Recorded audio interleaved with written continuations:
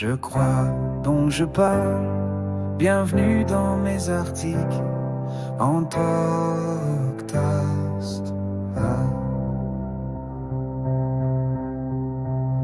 Bonjour et bienvenue. Aujourd'hui, on se penche sur des extraits d'un ouvrage assez clé, Équiper et servir de Wendell B. Etienne. Et plus précisément, le chapitre sur la discipline spirituelle du ministre chrétien. Notre mission, si on peut dire, essayer de saisir l'essence de ces disciplines au-delà des clichés habituels. C'est vrai qu'on imagine souvent ça, les disciplines spirituelles, un peu comme une liste de tâches, un fardeau même, pour plaire à Dieu. Mais le texte, lui, il suggère une perspective différente, une autre motivation, n'est-ce pas? Ah oui, tout à fait. L'auteur, en s'appuyant sur des gens comme Richard Foster ou Robert Mullerland, il insiste vraiment là-dessus. La seule motivation qui tienne, en fait, c'est une obéissance, mais une obéissance qui vient de l'amour. C'est pas du tout pour gagner des faveurs divines, c'est plutôt une réponse naturelle à l'amour de Dieu, et qui vise une vraie transformation intérieure. On est vraiment dans une dynamique de confiance, pas de contrainte. D'accord. Intéressant. Alors, creusons un peu ça. Le texte parle de ce conflit intérieur, fondamental, cette tension dont parle Paul entre la chair et l'esprit. Comment les disciplines, justement, elles aident là-dedans? Eh bien, c'est précisément là qu'une discipline comme la soumission devient cruciale. Foster la définit bien d'ailleurs. C'est pas une faiblesse, hein. C'est la libération. La libération du fardeau de toujours vouloir que ça se passe comme on veut, d'avoir le dernier mot. Ah oui, je vois. C'est une force en fait, qui libère de l'orgueil et qui nous permet de valoriser les autres. Ça aide vraiment à naviguer ce conflit intérieur. Un peu comme Augustin qui se demandait, pourquoi pas maintenant, apprendre à lâcher prise, quoi. C'est contre-intuitif comme libération. Et ça m'amène à une autre discipline, la simplicité.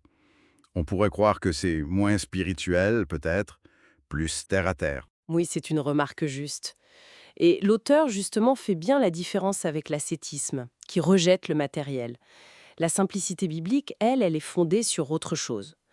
Le contentement, on pense à Philippiens 4, et la confiance en Dieu, confiance qu'il pourvoit à nos besoins. Du coup, ça nous libère du matérialisme, de cette course à l'accumulation. Foster dit que ça nous rend libres de recevoir ce que Dieu donne, comme un don, et un don à partager. Hmm.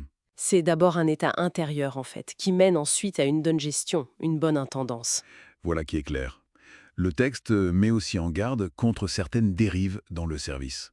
Servir, ça paraît évident, pourtant. Oui, le service, c'est central. Mais il y a des pièges. La tentation de se servir par devoir, sans élan du cœur. Ou pire, pour combler un vide personnel. C'est ce que Peter Scazzero appelle l'ombre. Cette partie de nous qu'on ne regarde pas. Ah, l'ombre, oui. Et puis il y a le risque d'abus d'autorité et bien sûr, utiliser le service pour soi. Alors que le service authentique, lui, il découle de l'adoration. Il vise à construire la communauté. Scazzero le rappelle bien. Ignorer sa propre santé spirituelle en servant, ça finit par miner l'œuvre de Dieu elle-même. C'est un avertissement important. Et pour terminer notre tour d'horizon, une discipline qui peut surprendre. La célébration. La célébration, une discipline? Fascinant, non? On associe souvent la discipline à quelque chose de sérieux, d'austère. Mais là, la célébration est vue comme essentielle. C'est un remède à l'abattement, une affirmation de la joie en Christ, même quand c'est difficile. George Fox disait « Chantez et réjouissez-vous, car le Seigneur est à l'œuvre ». C'est fort. Oui. Et Foster lie directement la vraie joie à l'obéissance. Célébrer, c'est reconnaître activement la bonté de Dieu. Et puis ça aide aussi à ne pas se prendre trop au sérieux, ce qui est pas mal non plus. Donc si je résume un peu, soumission, simplicité, service vécu justement, célébration. Et sans oublier les autres qu'on a moins détaillés. Prière, étude, solitude, etc. Tout ça, ce n'est pas juste des cases à cocher en fait. Non, exactement. Ce sont des pratiques interconnectées. Elles forment un tout. L'idée, c'est une spiritualité holistique qui engage toute la personne. Elles aident le ministre, ou n'importe quel croyant d'ailleurs, à rester ancré, à éviter l'épuisement. Le cas du pasteur David dans le texte qui s'épuise parce qu'il néglige sa relation à Dieu, c'est une bonne illustration de ça. Mhm. Ces disciplines permettent de maintenir une relation vivante, authentique avec Dieu, pour pouvoir ensuite servir de façon juste. Et toujours avec ce fil rouge, l'obéissance aimante comme moteur.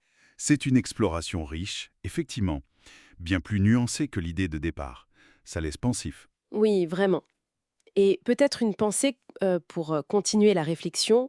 Si la discipline spirituelle, c'est avant tout une réponse d'amour, une quête d'intimité avec Dieu, comment on évalue si nos pratiques nous rapprochent vraiment de ça? Ou si peut-être plus subtilement, elles deviennent une forme d'auto-justification ou de performance finalement? La vérité danse dans ma voix claire. Je crois donc, je parle et l'écho s'éclaire. Pour avoir accès à toutes nos ressources, veuillez visiter notre site internet le www.jecroisdoncjeparle.org. Tous nos contenus sont pratiquement disponibles sur la plupart des plateformes de podcast. Vous n'avez qu'à taper « Je crois, donc je parle ». Tous nos livres sont aussi disponibles sur Amazon en version e-book, broché et relié. Merci d'intégrer notre communauté. Merci de partager et de consommer nos contenus. Que Dieu vous bénisse abondamment. Grandissons ensemble dans la grâce et la connaissance de Jésus-Christ, notre Seigneur.